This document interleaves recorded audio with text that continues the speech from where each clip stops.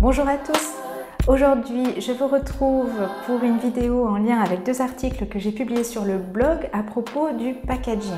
Alors, qu'est-ce que le packaging? En français, c'est l'emballage et je ne vais pas vous la faire. Voilà, c'est tout ce qui entoure un bijou pour le protéger principalement, puisque donc c'est le premier but d'un packaging, c'est d'être pratique et de protéger le bijou, voilà, que ce soit pendant l'envoi ou chez le client, voilà, pour tout ce qui va entourer le bijou. Mais ça ne se limite pas que à l'écrin ou à l'enveloppe ou à la boîte. Le packaging, ça va être un tout, ça va être la continuité de votre univers, de l'image de votre marque. Et c'est bien trop souvent négligé par les créateurs, surtout quand on est créateur, que l'on doit se démarquer dans la foule de la concurrence, surtout au niveau des bijoux. Je ne peux que vous conseiller de faire très attention à votre packaging.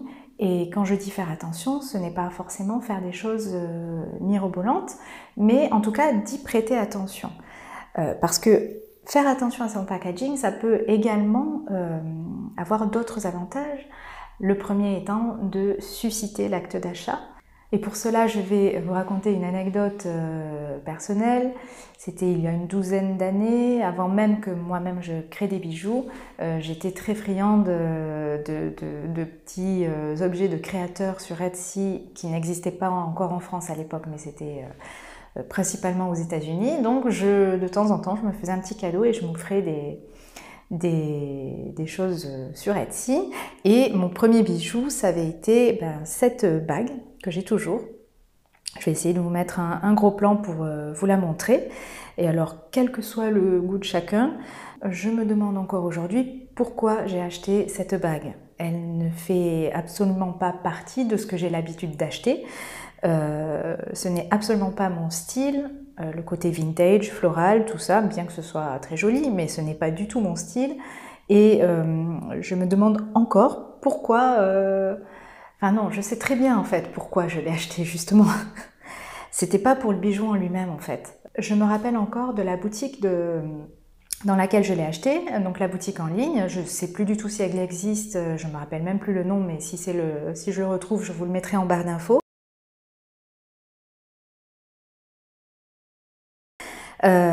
Cette boutique avait donc une harmonie, un joli logo, un côté floral et vintage qui était très marqué. Et surtout, sur chaque photo, il y avait à côté du bijou le petit packaging qui allait avec. Et soyons honnêtes, c'est ce qui m'a fait craquer. C'était une petite boîte en craft. La bague était délicatement posée sur un lit de coton. Sur le couvercle, il y avait un petit tampon avec le logo de la marque qui était avec un petit écureuil, si je me rappelle bien. Il y avait une petite ficelle qui entourait le tout avec un petit carton, une petite cartonnette pour remercier de l'achat. Bref, c'est le tout qui m'a fait craquer et la créatrice a eu vraiment raison puisque c'est ce qui a suscité chez moi l'acte d'achat. Et je dis ça parce qu'en plus je suis quelqu'un qui réfléchit en général lorsque j'achète quelque chose. Je fais rarement sur un coup de tête, je ne suis pas une acheteuse compulsive. Sauf sur ce coup-là, vraiment, elle a réussi et du coup, j'y fais très attention moi aussi, maintenant que je suis créatrice de bijoux, à me dire que mon packaging doit aussi m'aider dans mes ventes. Car oui, comme vous le verrez sur les articles du blog, avoir un packaging raisonné, judicieux, ça peut vous aider à promouvoir vos ventes, à prolonger votre image de marque, mais aussi à fidéliser votre clientèle, à provoquer un second rendez-vous avec elle. Bref, ça n'a que des avantages. Alors ne prenez pas peur, c'est vrai que je montre sur l'article plein d'idées, plein de packaging sympas. Ça peut faire un petit peu flipper au début en se disant mais moi j'arriverai jamais à faire tout ça. Mais je vous rassure, gardez des choses simples, c'est très efficace aussi. Je suis pas graphiste, de temps en temps je me fais aider sur certaines choses, le logo par exemple. Mais voilà, j'ai décidé d'aller au plus simple. Chez moi, c'est noir et blanc, avec une touche de doré. Je fais des choses qui sont à ma portée, dans mon budget. Et d'ailleurs, à ce sujet, je vais vous montrer ça tout de suite pour vous donner quelques idées éventuellement. Et puis susciter voilà, l'intérêt chez vous, si vous ne l'avez pas déjà, d'avoir un packaging en cohérence avec votre marque. Allez, on voit ça tout de suite. Alors, pour ma part, j'ai choisi de mettre mes bijoux dans des écrins noirs parce que je trouve que pour les bijoux dorés, ça contraste mieux. Après, c'est un choix personnel. J'ai choisi 4 tailles qui sont adaptées en fait aux bijoux de mes collections différentes et notamment les grosses tailles pour les manchettes puisque je fais pas mal de manchettes. Alors auparavant, j'utilisais des petits pochons que je faisais floquer au nom de ma marque. C'était bien pratique également, sauf dès que j'ai commencé à faire des bijoux volumineux, évidemment ça ne passait plus pour les envois. L'avantage des écrins, c'est également de pouvoir les utiliser comme présentoir éventuellement dans des boutiques. Si une boutique n'a pas de présentoir, ça permet de pouvoir, ou sur des événements, de pouvoir présenter ses bijoux facilement. Moi, j'ai décidé de faire floquer mon logo en noir brillant sur une boîte qui est noir mat. Je trouve ça assez élégant, ça va bien avec le style de mes bijoux et de mon logo qui est très graphique. Ça donne une idée un petit peu de luxe et de modernité. Voilà, c'est un choix que j'ai fait récemment. Ensuite, j'accompagne tous mes envois d'une carte de visite, bien évidemment, avec mes coordonnées et notamment mes réseaux sociaux. J'y joins également une carte de remerciement pour chaque envoi, au dos de laquelle on trouvera des conseils d'entretien, ce qui est bien pratique pour éviter les retours et les questions. Ensuite, j'y ajoute une carte vierge si je dois écrire un mot manuscrit. J'ai toujours des stickers pour fermer les enveloppes par exemple. J'y rajoute également une petite pochette avec un tissu imprégné pour nettoyer les bijoux, toujours dans l'idée d'éviter les retours et puis d'offrir un petit plus à ma clientèle. Selon les bijoux, j'ajoute parfois des poussoirs ou des chaînettes de rallonge que je mets dans un petit sachet en glassine et que je glisse dans mes envois également.